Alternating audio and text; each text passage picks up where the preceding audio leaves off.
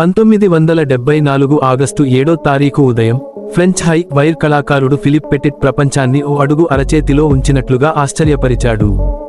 అతను అద్భుతమైన, ఊహించని సాహసంతో నగర చరిత్రలో ఒక అత్యంత గుర్తించదగిన ఘట్టాన్ని సృష్టించాడు.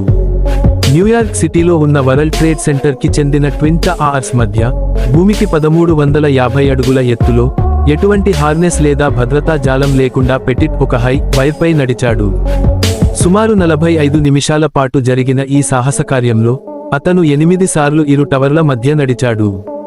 కొన్ని సందర్భాల్లో అతను వైర్పై కూర్చున్నాడు, పడ్డాడు, లేదా నాట్యం చేసినాడు. అతను ఆకాశంలో తేలియాడుతున్నట్లు కనిపించాడు.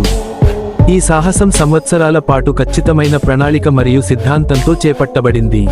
అతను రహస్యంగా పర్యవేక్షణ చేశాడు, తప్పుడు ఐడీలను ఉపయోగించాడు, మరియు అవసరమైన పరికరాలను టవర్స్లోకి చొరబెట్టాడు. అతని ప్రదర్శన క్రింది జనాలను మంత్రముగ్ధులను చేయగా, అధికారులను ఆశ్చర్యానికి గురి చేసింది. అతను వైర్ నుంచి దిగిన వెంటనే పోలీసులు అతన్ని అరెస్టు చేశారు. అయితే అతని చర్యను సాంకేతిక నైపుణ్యం, ధైర్యం కారణంగా కాదు, కవిత్వమయమైన తిరుగుబాటు విధానంగా కూడా ప్రశంసించారు.